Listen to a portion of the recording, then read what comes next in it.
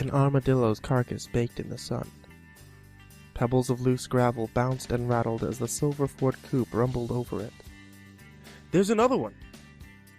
"Yeah, well, what do you expect, Joey? It's Arkansas." "But it's like the 5th one we've seen," Joey said. "In Texas, I bet they use them to make lines down the highway, to keep drivers awake." "Well, I know I couldn't doze off thinking about those dead, beady eyes staring at me the whole time," Joey said. Roger laughed and the Ford swerved. Joey started to say something, but the car realigned to the center of the road. Roger had been driving like that since they'd begun up the mountain. In some cultures, the armadillo's a bad omen." "What do you mean?" Roger asked. "They say if you see a dead armadillo on a journey, you'll never come back." They looked at each other. Roger turned back to the road every 5 seconds. "Oh, you're just screwing with me." "No, I'm serious. Armadillos were warnings of a horrible death." "Even if I believe that crap, the place we're headed is full of poor bastards that are a lot closer to death's door than we are." "What kind of name is 56, anyway?" "I don't know. Maybe that's the town's population," Roger said. "I haven't seen anything outside of run-down churches for the last 25 miles. An 18-wheeler raced towards them, straight down the middle of the mountain road. Joey clutched the ceiling handle in Roger's shoulder. Roger jerked the car to the right and onto a patch of bushes just in time. The truck's blaring horn faded fast. Roger slammed his hand onto the wheel. "Yeah, I can hit the horn too, asshole." "I knew something like this would happen," Joey thought. "You okay?" Roger asked. "Yeah." "And do you mind pulling your fingers out of my shoulder?" Joey let go, but kept his right hand squeezed on the ceiling handle as they continued over the hill. Thick, ominous clouds moved and slowly endless rows of green hills spanned the distance, and a red farmhouse sat deep and far away in the valley. Joey watched Roger throw a bottle to the floor beside his feet, adding it to the pile of other trash. In his paranoia, he imagined one of the empty bottles rolling behind the brake pedal, preventing its use, sending them flying off the mountain. He shuddered at the thought. The road curved and became steep again, and Joey braced himself for another surprise, but the car turned onto a hidden trail just at the top of the rise. They moved up a gravel drive with patches of greenery sprouting all over. Dust signaled their arrival as they passed a sign hanging from 2 crooked chains. Sparrow Ridge. The letters were painted in black. Splinters protruded from around a blocky figure that Joey could only assume was an etching of the home's namesake. The structure was just as old and smoky. The windows glowed a dark orange in the dwindling afternoon light.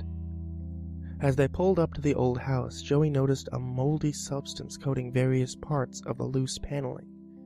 He could even smell the age and decay from the car's open window.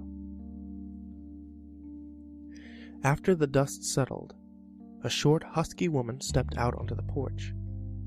Her hair was curled and messy. She gave a single swiping wave and dropped her arm back to her side before descending the porch steps. She walked towards the 2 men climbing out of the car. "You boys are almost late," she said. "Charlene Elkins." Roger Grubbs," he said, shaking her outstretched hand. "Joey Murch." "Well, get your things and come on in." She turned to the house, shuffled back onto the porch, and through the screen door. Joey and Roger walked around to the trunk. "This broad's crazy. Almost late?" Joey said, removing a suitcase. "Isn't that the same thing as being on time?" Roger laughed, and they stepped onto the porch. Joey noticed an old gas can to the left, sitting in the space where he suspected a swing would have been. He looked at the ceilings and saw 2 rusty hooks, but nothing more. Inside the house smelled like dead flowers. The lighting was hazy, and the combination of pastel coral-colored walls made Joey feel lightheaded. Miss Elkins waited at the bottom of a staircase. Your rooms are upstairs and down the hall, the last two on the right. Once you get settled, come back down and I'll introduce you to everybody. Roger led the way and stopped at the second to the last door. I guess this is mine, he said. Small slips the size of fortune cookie paper were stuck to each door with the men's respective names typed in a swirly black font. Joey's door opened with a creak. A tall bed covered in quilts rested against the far left wall. No windows. He placed his suitcase on a steamer trunk at the foot of the bed and met Roger in the hall. This place looks like Norman Bates is going to pop out of a closet, Joey said. No, come on. It's just old and country. You'll have 2 weeks to get used to it. Besides, we took my car, and you can't leave without me. A decision that's revealing itself more unwise by the minute. Smartass, Roger said, stomping back down the stairs. They met Miss Elkins in front of 2 wooden sliding doors.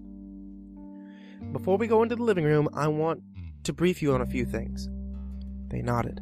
I only hire the best CNAs, and both of you come highly recommended. However, she said, I have higher standards than anywhere that you have or will work. Joey tried to hold back a swallow, but couldn't stop. Miss Elkins continued. That's why I require 2 weeks on and 2 weeks off, but it's always why I pay more. She folded her chubby arms against her chest. We're like a family, so while you're staying here, I expect you to keep your rooms clean, help with the dishes after every meal, and be the first to come to the aid of any one of our residents at any time of the day or night. Is that clear? Yes, ma'am, Roger said. And Joey nodded. All right, then. She turned and parted the sliding doors as if it were a carnival attraction. Several elderly were spread throughout the room, in wheelchairs, sharing small love seats, benches, and stools, and some sat watching Wheel of Fortune. A thin, middle-aged woman in scrubs stood against the wall to the right of the television. Miss Elkins pointed to her. Nurse Hale, could you turn it off for a minute? The woman did, rousing agitated groans from the spectators. Now don't get huffy. We'll turn it back on in a second, Miss Elkins said. I want to introduce each of you to Roger Grubbs and Joey, Murph, is it? Murch. Joey corrected. Murch. They're here to take good care of you for the next 2 weeks, and hopefully, she looked back at both of them, further in the future. She led the men around the room to meet each resident. Behind the seated group, a droopy man paced back and forth with a walker. Every few seconds, he farted and then apologized. His name was Landon Ellery, and he kept the same routine from morning until night, pacing, farting, and apologizing. Daniel Ron, dressed in a fine pressed suit and shiny wingtips, eyed the new help from his wheelchair. An expression of disdain held on his face. You pricks look like you couldn't tie your own shoes, he said. Miss Elkins explained that he was the eldest and most ornery inhabitant, next to Oliphant Jackson. The shriveled black woman sat on a small stool against the wall, staring into the air. Her eyes were a pale blue, and her brow was scrunched up as if lost in thought. Joey stepped towards her and kneeled down. He was about to introduce himself, but she jabbed her cane into his gut, making him stagger back.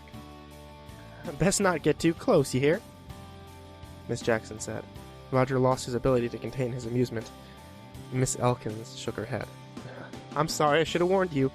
Miss Jackson likes to poke, Miss Elkins said, and lowered her voice to a whisper. She's also blind. It's okay, Joey said, holding his stomach. Solomon Douglas sat against a floral-patterned love seat. He wheezed with folded arms, sitting in a stiff position. He sat next to a man and woman holding hands. The twins, Arthur and Eunice Griffin. Arthur wore black horn-rimmed glasses and a bow tie.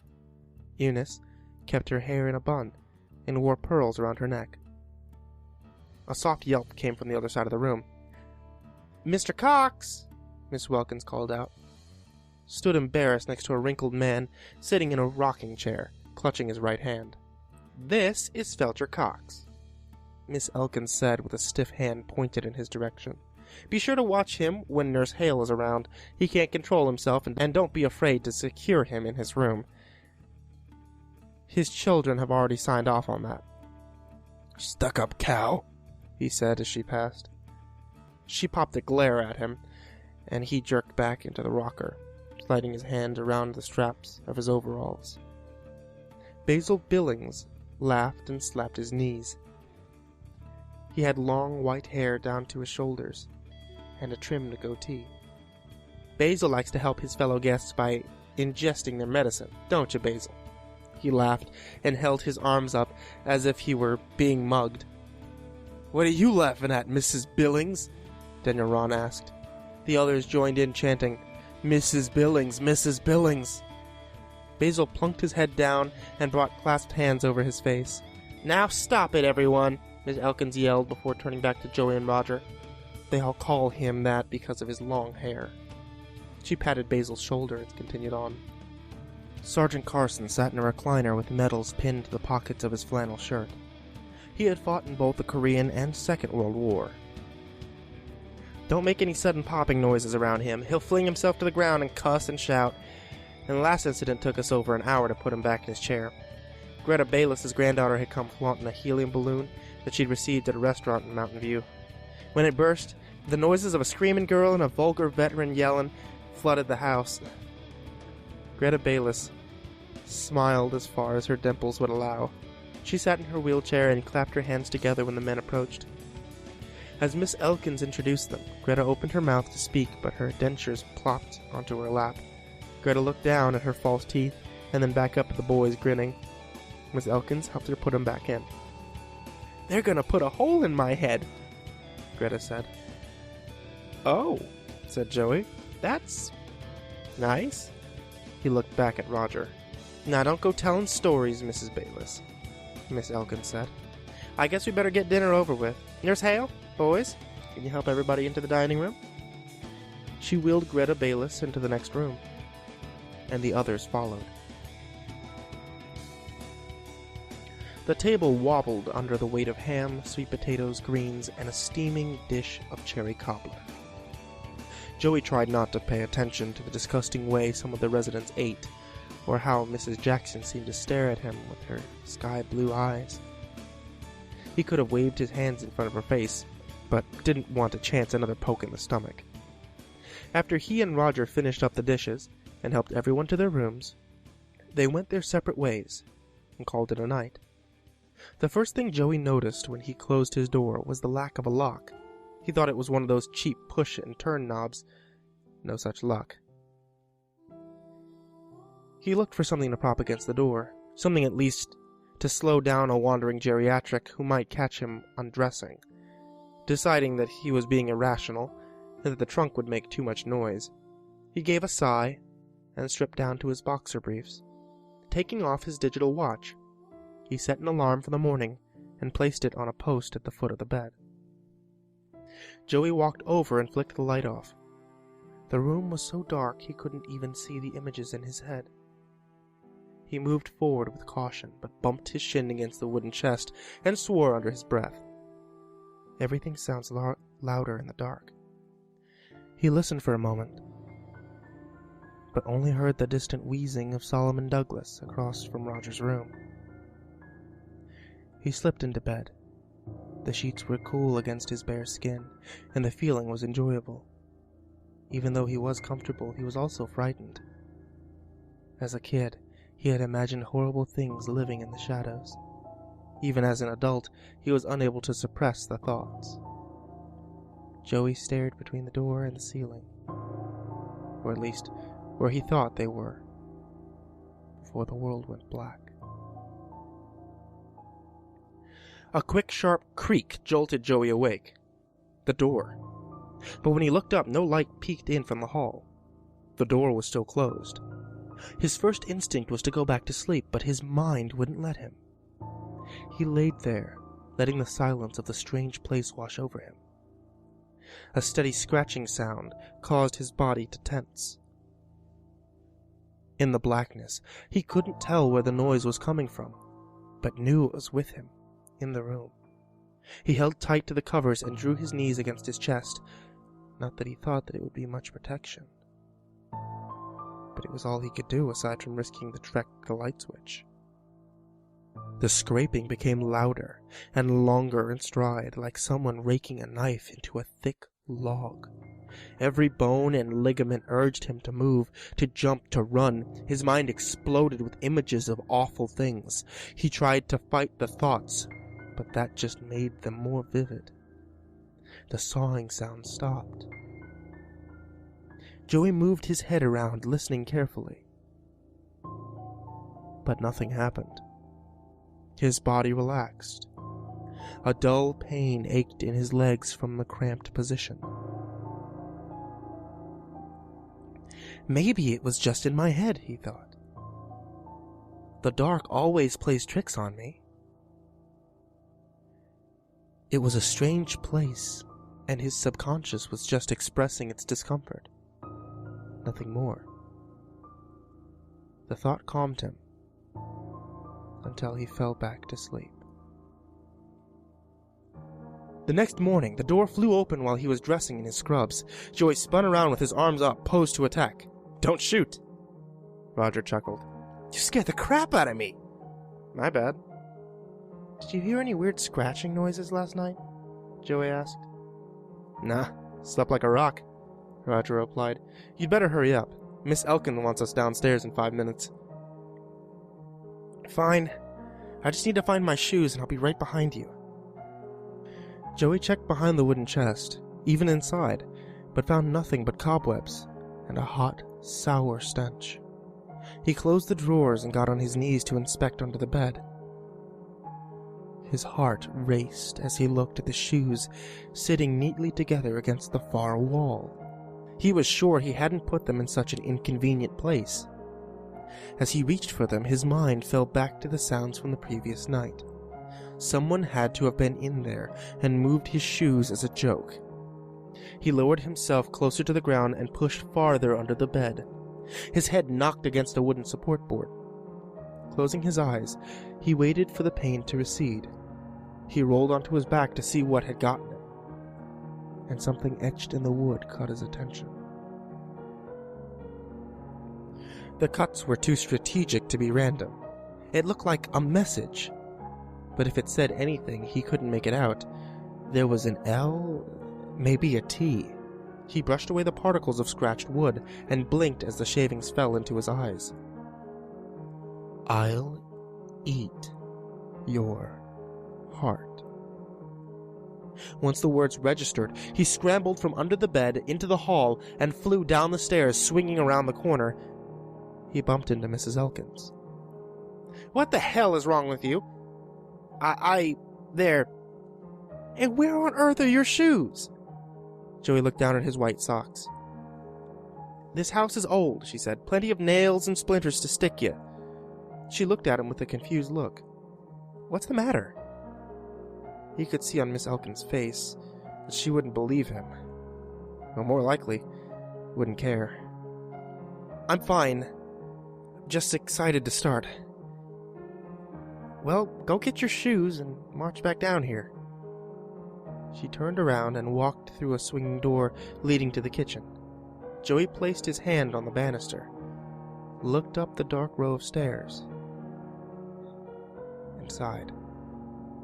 Roger and Joey had years of experience working in nursing homes. And although Sparrow Ridge was secluded and had many strange characteristics in residents, the job was about the same. Miss Elkin's standards were easy enough to make habit. All you had to do was shut up, keep your head down, and do what was asked. Joey wondered when the hard stuff would start. An hour before lunch, Nurse Hale handed him a key and a chart, instructing him to retrieve everyone's medication from the locked cabinet in the kitchen. Entering in through the swinging doors, he saw the cabinet stretched open, and Basil Billings struggling with a bottle of red pills. When the old man saw Joey rushing towards him, he ripped the top off and tried swallowing the evidence. Joey grabbed his arm with one hand and attempted to contain the pills with the other. Basil shook his fists like a baby fighting for a pacifier, and Joey gave a hard pull in the opposite direction. The pills cascaded into the sink, the last one swirling around the hole before dropping in with the rest. Oh, what the hell, Basil? Basil dropped to the ground with his hands over his head, rocking back and forth. All right, look, both of us are going to get in trouble if anyone finds out about this. This is going to be our secret, okay? Basil nodded.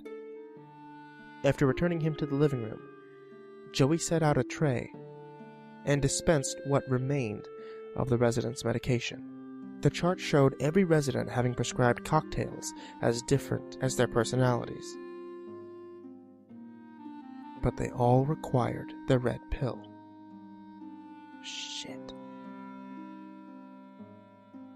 Luckily, no one seemed to notice that they were missing. In between attaching IVs and wiping backsides, Joey's mind returned to the etching in the wood as he studied each resident. It had to be one of them. Miss Elkins was too large to be that stealthy and too professional to pull a prank like that.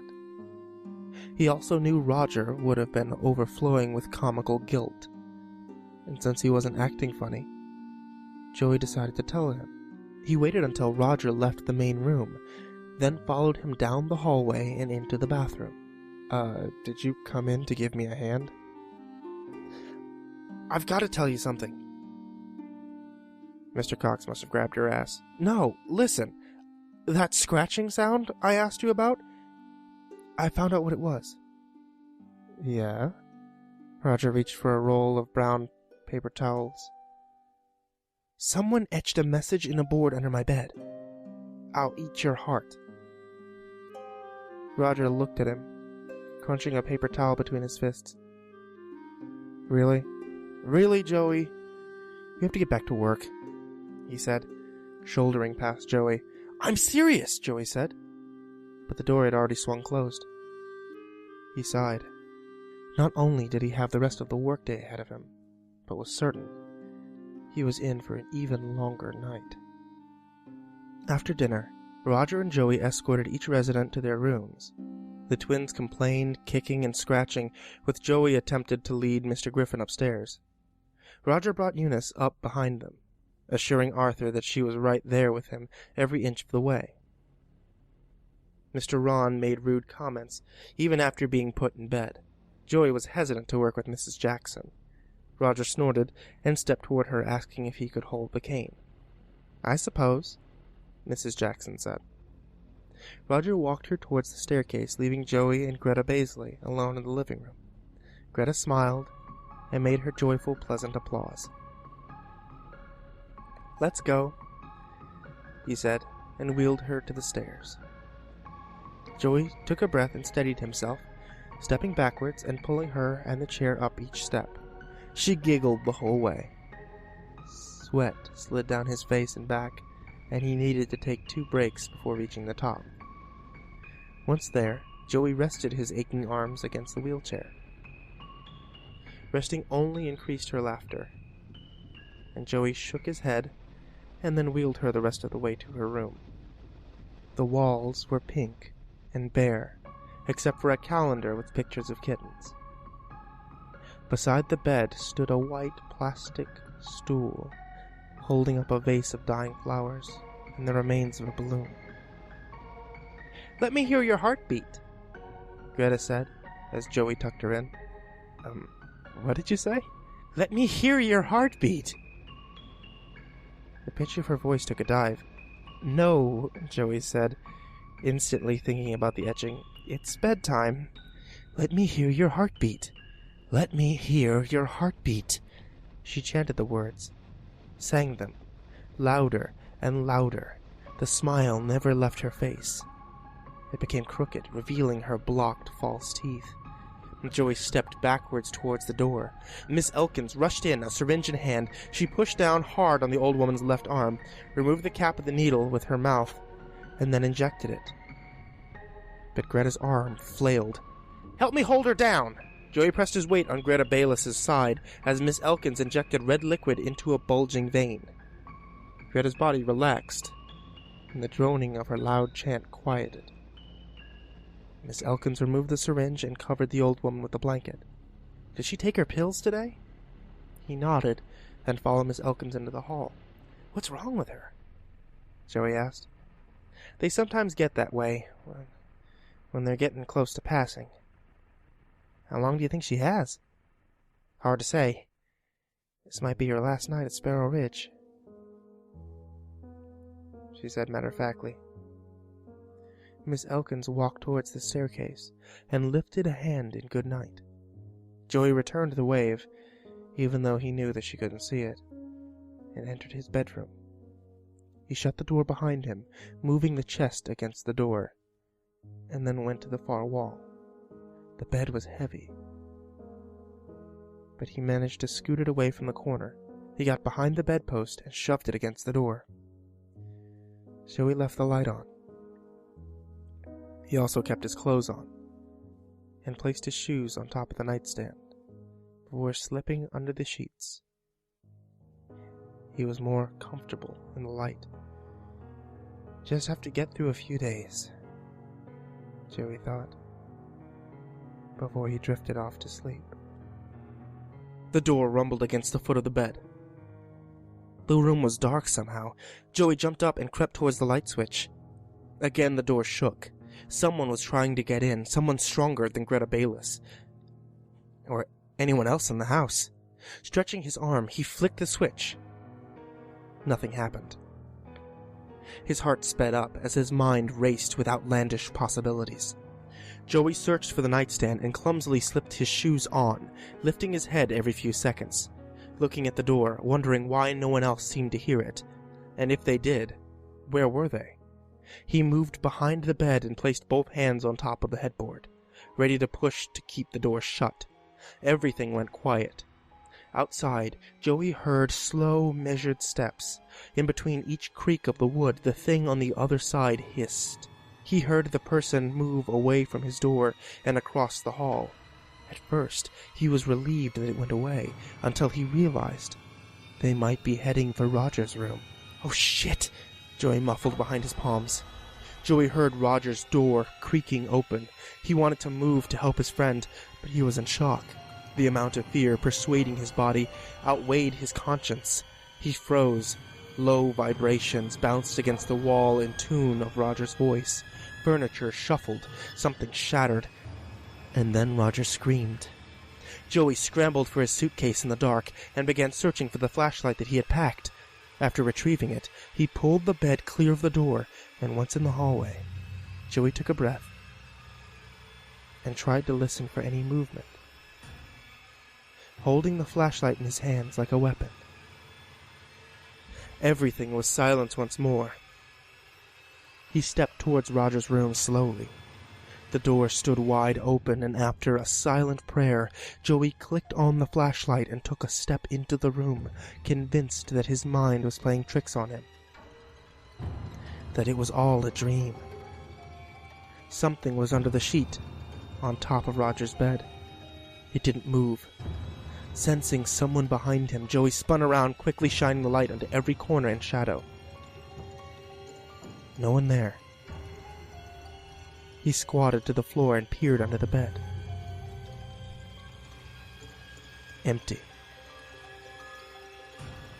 There was still the sheet to check. The form was indistinct. He stretched his thumb and index finger to a corner of the fabric and pulled hard and fast. Roger's throat lay ripped open, the wound mashed and drying. His body looked starved, and his dead eyes held an expression of terror. Joey choked on vomit and tried to yell. At the same time, he fell, shaking. The light pierced upward against the ceiling, illuminating the impossible. Greta Bayless hung from it by her hands and feet. Joey screamed. The old woman's eyes were crazed and deep, and her skin was dark gray.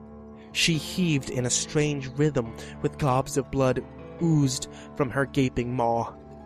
Joey backed away on his hands, kicking at the ground with her purchase. She hissed. Her slimy dentures fell out of her mouth, left in their place were jagged rows of sharp, bloodied fangs. Joey screamed again, this time finding his feet. He rushed for the hallway. The creature dropped down and slashed his back with what felt like a handful of railroad spikes. Reeling in pain, he swung around and bashed the flashlight against her temple. She crumpled to the ground. The flashlight spun and wobbled on the hardwood floor, revealing only quick flashes of what lay in front of him. Long, sharp claws protruded from her fingers, covered in crimson gore. He realized it was his blood trickling along their lengths. Making sure she stayed down, he gave a quick kick to her gut, turned, and lurched for the doorway. He had to find Miss Elkins. A hand gripped around his ankle, and he shrieked. He turned to see Greta Bayless, baring her teeth in demonic laughter. He went to kick her in the face, but pulled his leg back when her mouth widened to the size of a bowling ball. Joey shook free of her grip, and Greta jumped to her feet. Joey ran from the room, slamming the door just before she crashed into it, shaking the frame. Claws scraped at the wood. It wouldn't be long before she burst through. He kept a firm grip on the trembling doorknob and leaned forward, searching for an escape. His eyes adjusted to the dark enough to see Solomon Douglas's room. In one fluid action, Joey got off the knob and advanced into the next room, closing the door behind him. Joey heard Greta burst into the hallway. He pressed himself against the cold wood, gritting his teeth and trying to hold his breath. Her raging screams dimmed into a ravenous hiss as her steps inched toward Solomon's door. Joey braced his entire body, but relaxed when he heard Greta pass by and run down the stairs. His relieved breath woke Solomon Douglas. Who's there?" he wheezed. "You shouldn't be in here." Joey ignored him.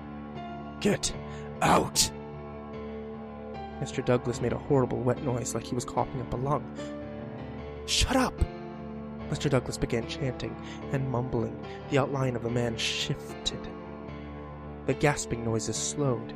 For a brief moment, Joey calmed down, and he felt a pang of guilt for yelling at the old man. "Just stay calm, Mr. Douglas."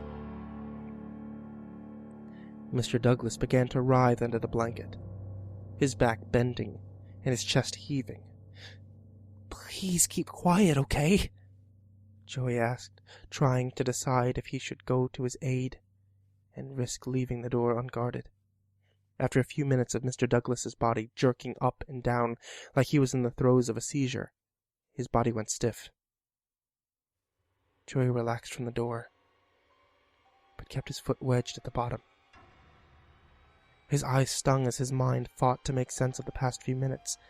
Images of Roger's corpse, the words under the bed, the beast that was Greta, flashed through his mind. The moment of reflection broke with Solomon's body jerked. The body jerked again, faster, and suddenly Mr. Solomon flew from his bed, screaming like a banshee. Joey abandoned the door and tried to subdue Solomon. He pushed him back, then grabbed the blanket from the bed. He attempted to wrap it around the man's head, but in vain. Joey's strength was easily overthrown. The creature tossed Joey forward and broke off a piece of wood from the bed frame. Mr. Douglas jumped towards him, but Joey skirted and ran for the door. Before he reached the knob, he yelped as the wood hit him bluntly in the back. He stumbled into the hallway, slamming the door behind him. Aching cries and hisses echoed from every room as he made his way through the house. He carefully moved towards the stairs. Greta was nowhere to be seen. Joey tried to keep quiet, but his shoes squeaked with each step from the blood thick on the hallway floor. Midway down the stairs, Joey turned back to see Mr. Douglas clawing along the side of the wall. Other deranged residents spilled from their rooms, and Joey jumped the remaining stairs and landed hard against the floor. Ignoring the pain, he hurried towards the front door. Something grabbed his scrubs and yanked him to the side. Joey's screams were muffled against a hand cupped over his lips. "Shh!" Nurse Hale loosened her grip. She kept her gaze through the small slits in the door blinds as she whispered, "Thank goodness you're all right. Where's Roger?" Joey shook his head. "Oh, what a mess. What a mess we're in," she said. "The patients aren't normal. And when they're close to dying, the thirst takes over." "What the hell are you talking about?" "You've seen it yourself. They need blood to keep going, and the darkness inside of them helps them get in. These things, they crawl on the walls and the ceilings. They have claws and teeth the size of ice picks.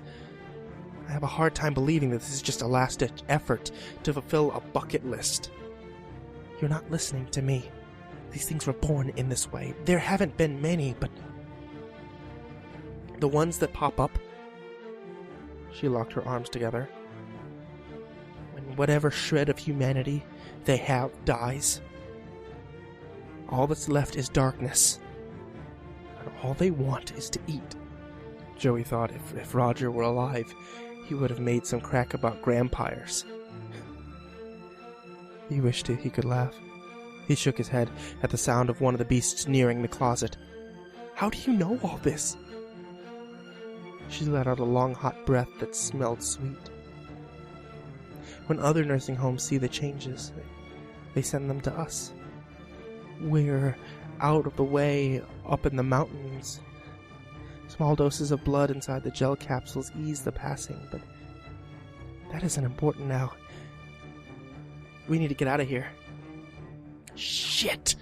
Those little red pills. Of course it would be those pills. He took a deep breath and wiped his forehead. I didn't give them out. Joey spoke more to himself, still looking out the slats. You what? It was Basil. He was trying to down the whole bottle. I tried to stop him, and the pills are gone. That was the only thing keeping them settled.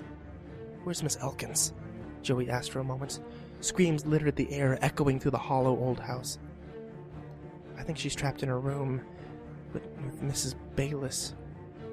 Joey tensed up at the name. The screams echoed for another moment, and another creature walked by. Joey heard the claws digging into the walls and ceiling. Again the house fell silent. Nurse Hale shifted in front of Joey and turned the handle, cracking the door. Joey gripped her arm. She patted his hand, trying to assure him. That's a girl. The voice wasn't human. Nurse Hale was jerked through the door and into the embrace of Fletcher Cox. Say, boy, ain't she a peach? Fletcher said, smacking Nurse Hale's backside with his fingers, digging into the meat. Let her go! Joey yelled, and burst out of the closet after her. Just a minute, boy. The thing bit into her neck. Whipping its head back and forth, Nurse Hale screamed until her throat was torn out. Joey ran along the walls and grabbed a poker from the old fireplace set. He charged forward, swinging, and luckily lodged the poker into Cox's skull. The creature laughed from blood-drenched jaws. He dropped Nurse Hale's dried-up shell and yanked the metal rod from his head. Rushing at Joey before he could react, Cox stabbed him through the shoulder, pinning him to the wall. How do you like that, boy? The old man's flesh tore from around his mouth as it expanded the width of Joey's head, moving closer. The blow to its brain did nothing. He was just as fast and strong. Joey grabbed the poker and ripped it from his shoulder. In a scream of pain, he turned and thrust it into the beast's chest. The poker impaled Fletcher Cox's chest all the way to the shaft. He felt the stale heat of the creature's teeth radiating on his neck, but was glad at least that they weren't moving. The creature sprayed a soft mist of blood against it. For a moment, Joey looked at him in the eyes and then shoved the body to the ground. The cold, marshy flesh fell against the wooden floor with a wet slap. He wiped the blood from his face and then turned his head towards the noise erupting from him.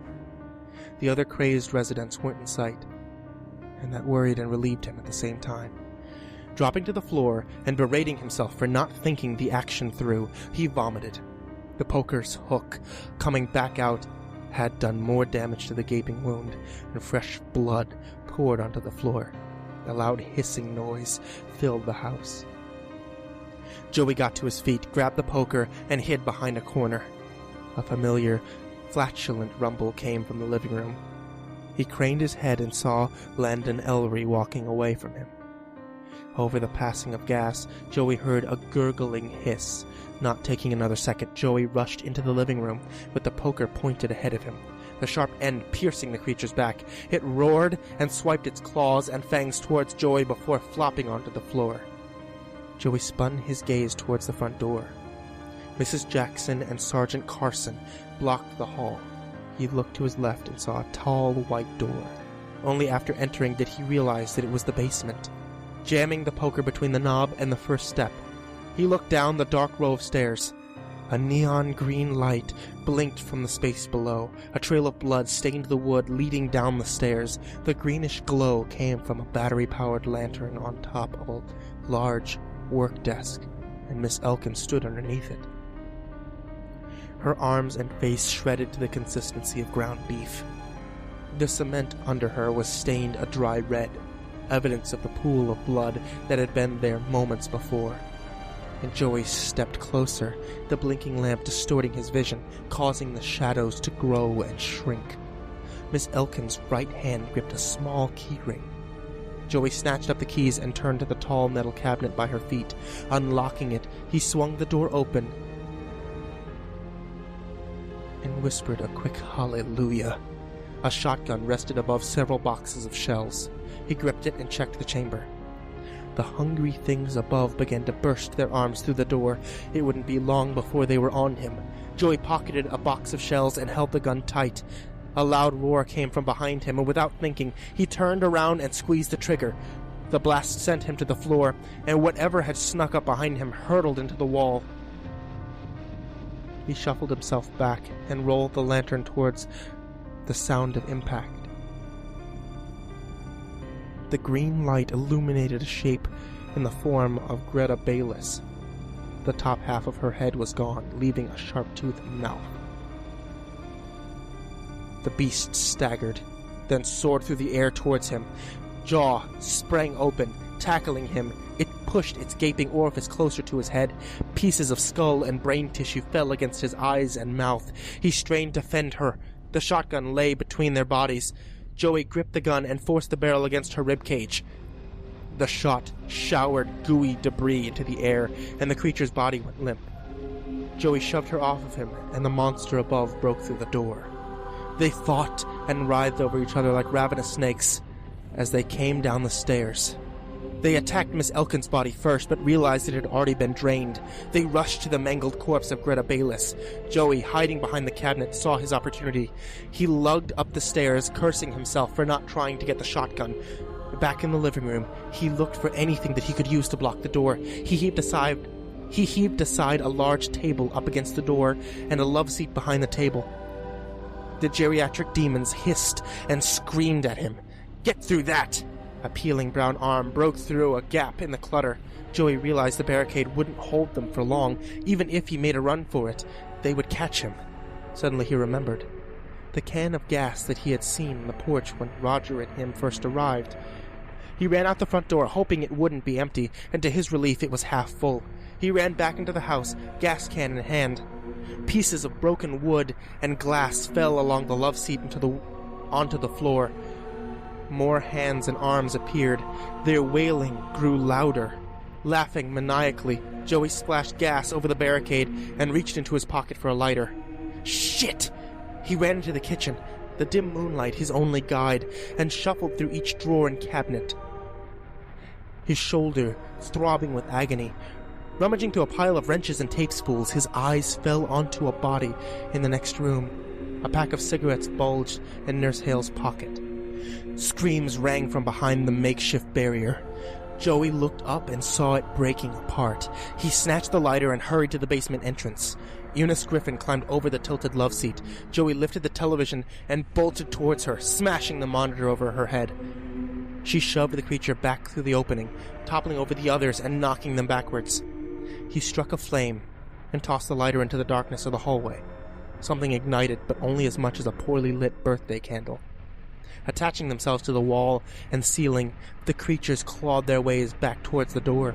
Joey, in a last-ditch effort, chunked the container of gasoline through the opening. It bounced and wobbled down the stairs, splashing its contents all over the woodwork. Flames suddenly blazed up the walls and down the stairs. Suspended The demons dropped from the ceilings, while others backed away, further into the basement, escaping the fire and screaming. Joey coughed as black smoke invaded his lungs. Tucking his nose and mouth into his top scrub, he scrambled for the door. He ran back onto the porch, falling against his hands and knees. He pulled himself from the deck and onto the dirt. He pushed with everything he had left to get to Roger's car. He yelled out into the warm night air, tears streaming down his cheeks. Joey climbed into the driver's seat. He looked down at the ignition and laughed. The keys were inside, melting with Roger's shriveled corpse. He wiped his eyes and stared at the burning house. He thought he saw movement along one of the windows along the second story. He opened the door and ran down the drive, fighting against the pain and blood loss. He stumbled over the tire ruts in the dirt. The house at his back, shining, bright orange, radiant warmth. Joey fell. He tried to get back up, but he was too weak. His mind drifted to happier thoughts. A moment later, his face crashed into the gravel. Flashing lights attacking an overcast sky. 2 paramedics lifted him into the ambulance, nodding to one another. "Don't haul him in until I get a word," a brown uniformed man called to them, leaning against a squad car. The paramedics nodded, leaving the doors open. Joey saw sheriff's department vehicles, a small fire truck, and people rummaging through the charred remains of Sparrow Ridge. The officer walked towards the ambulance, stepped inside, and took a seat next to Joey. "You're in bad shape, son, but we'll have plenty of time to sort this out later. Right now, I just have one question. I know you and your friend were working here with Charlene Elkins. We've identified her body. And there's Hale's body. And then 10 old folks staying here. The only thing I want to know from you, where the hell is Roger Grubbs?"